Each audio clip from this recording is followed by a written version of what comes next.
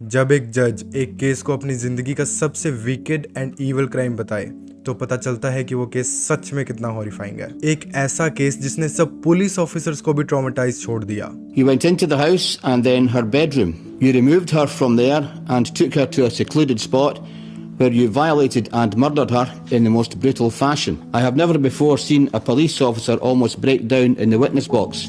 So affected was he by the sight. Elisha McPhail, एक 6 साल की बच्ची who was kidnapped and murdered by a teen YouTuber.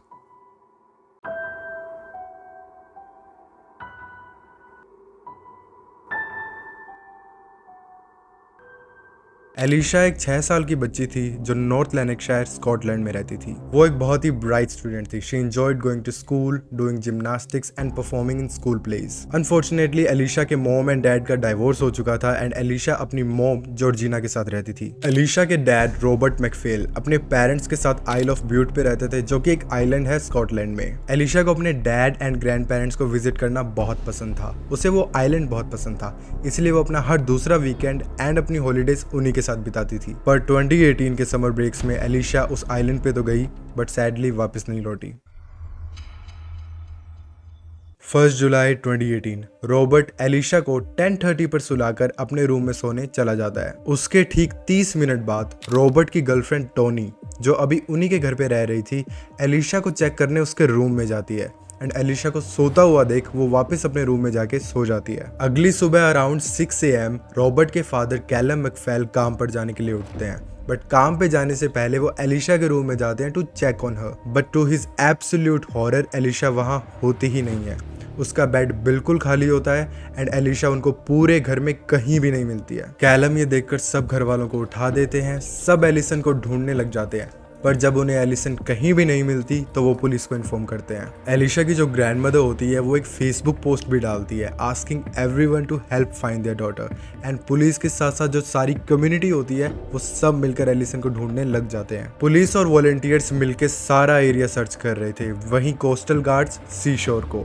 एक helicopter search भी जारी थी वुडेड एरियाज में। सब बस इसी उम्मीद में थे कि शायद Elisha has just wandered of somewhere और वो उन्हें सेफ एंड साउंड मिल जाएगी। बट सैडली उनकी ये उम्मीद बहुत जल्द ही क्रश हो गई। अराउंड 8:45 एक आदमी ने पुलिस में रिपोर्ट किया कि उन्हें जंगल में एक लड़की की नेकेड डेड बॉडी मिली है, जो नो डाउट एलिशा की ही निकली। एलिशा की बॉडी पर 117 इंजरीज पाई गई एंड उसकी ऑटोप्सी रिपोर्ट में ये पता चला कि उसकी डेथ गले पे प्रेशर पड़ने की वजह से हुई है एंड उस रिपोर्ट में ये भी पता चला कि Alesha has been before and after her death. हम इमेजिन भी नहीं कर सकते कि उस 6 साल की बच्ची ने किस तरह के हॉरर्स फेस किए होंगे। उस आइलैंड की कम्युनिटी भी वॉज इन अटर डिसबिलीफ। उन्हें ये समझ ही नहीं आ रहा था कि उनके आइलैंड पे ऐसा क्राइम हुआ तो हुआ कैसे। और हैरान कर देने वाली बात ये है कि एलिशा की मॉम को एलिशा की डिसअपीयरेंस और डेथ के बारे में किसी ने बताया ही नहीं। उससे ये बात एलिशा की ग्रैंडमदर की फेसबुक पोस्ट से पता चली। वो फेसबुक पोस्ट देखने के बाद एलिशा की मॉम ने उन्हें कांटेक्ट भी करने की कोशिश की बट उनकी तरफ से कोई रिस्पांस नहीं आया। एलिशा का फ्यूनरल बहुत लोगों ने अटेंड किया था और उन सब ने ही पिंक पहना था as a tribute to the little bright kid. Alesha के फादर एंड एलिशा के अंकल ने उसकी बॉडी को एक पिंक कॉफिन में कैरी किया एंड एलिशा के अंकल ने बाद में एक बहुत ही इमोशनल ट्रिब्यूट भी दिया। Always bring up any family's day. Anyone was ever sad, she'd always be there comforting them. And she'd always make sure that you were the last one to be crying. She would rather hurt than you. Take me into your loving arms. Kiss me under the light of 1,000 stars. Place my head on your beating heart. It was all extremely emotional and heartbreaking for everyone at that time, and they demanded justice for Elisha's murder. July 4 incident के 2 दिन बाद police ये announce करती है कि उन्होंने एक suspect को अरेस्ट कर लिया है एंड ये सस्पेक्ट कोई ऐसा था जिसके बारे में कोई सोच भी नहीं सकता था। A woman name Janet Campbell called police to report something suspicious.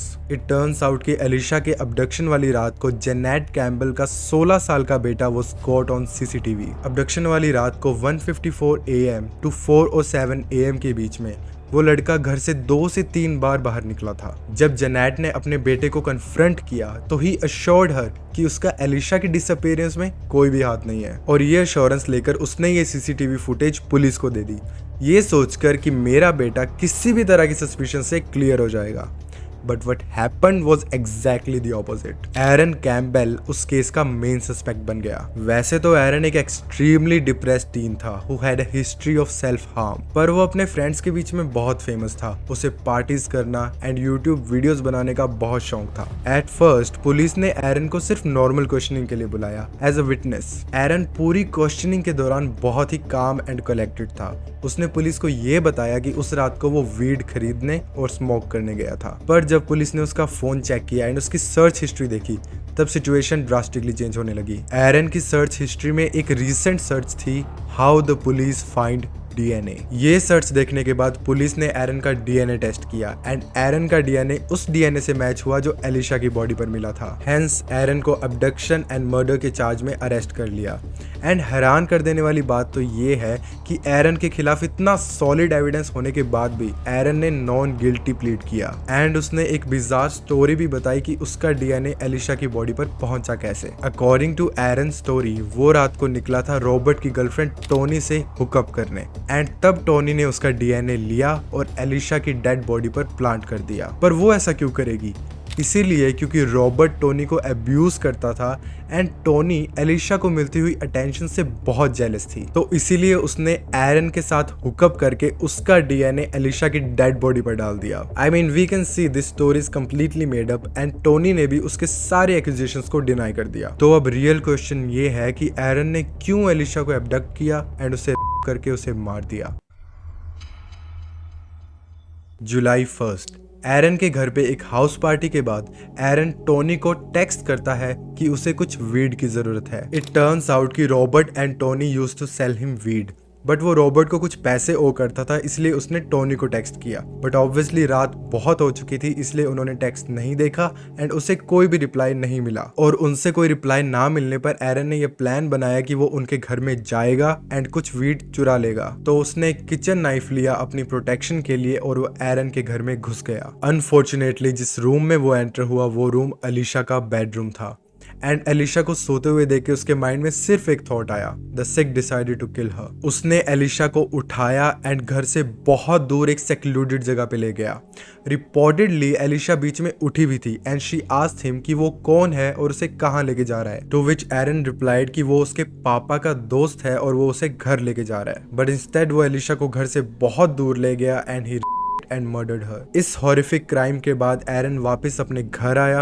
उसने अपने कपड़े चेंज किए और जो कपड़े उसने पहले पहने हुए थे उसने उसे ओशियन में डंप कर दिया। उसके बाद वो वापस घर आया। घर से टॉर्च लेकर वो मर्डर साइट पर वापस गया उसका फोन रिट्रीव करने। सुबह जब टोनी ने एरन का टेक्स्ट देखा और उसने उसे कॉल किया तो एरन ने कॉल नहीं उठाया, तो टोनी ने उसे टेक्स्ट किया एंड एरन ने उसके टेक्स्ट का रिप्लाई किया, सॉरी डजंट मैटर। और उसके बाद टोनी ने एरन को एलिशा की डिसअपीयरेंस के बारे में भी बताया, to which he replied, oh damn I am sure she is not went to far. और फिर एलिशा की बॉडी मिलने के कुछ ही देर बाद वो एक स्नैप भेजता है 25 लोगों के ग्रुप में, जिसमें वो एक मिरर के सामने खड़ा होकर खुद को पॉइंट करता है with a sinister text saying, found the guy who has done it. This goes to show कि उसे कोई भी रिमोर्स या गिल्ट नहीं था of what horrendous crime he has done.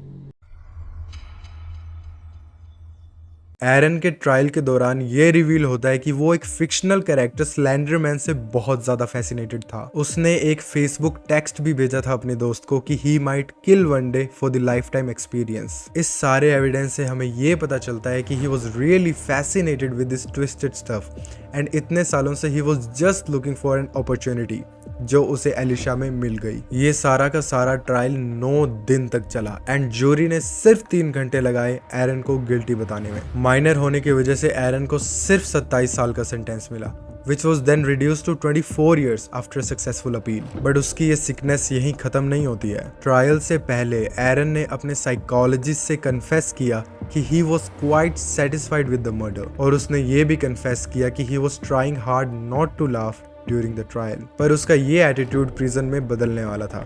उसकी फैमिली ने उसके सेंटेंस के बाद उसे डिसऑन कर दिया था एंड 2022 में एरन को हॉस्पिटलाइज करना पड़ा। जब एक दिन उसका प्रिजन गेट गलती से खुला रह गया and other prisoners beat him mercilessly. Everyone called it prison justice. Reportedly Aaron के सेंटेंस के बाद वो सब प्रिजनर्स का प्राइम टारगेट बन गया and he is afraid to even leave his cell. Video के एंड तक बने रहने के लिए आपका बहुत बहुत शुक्रिया। It took a lot of time and effort to make this video, so I would really appreciate अगर आप इस वीडियो को लाइक एंड शेयर करोगे एंड इस चैनल को सब्सक्राइब करोगे। मैं मिलता हूँ आपसे अगली बार एक नई स्टोरी के साथ।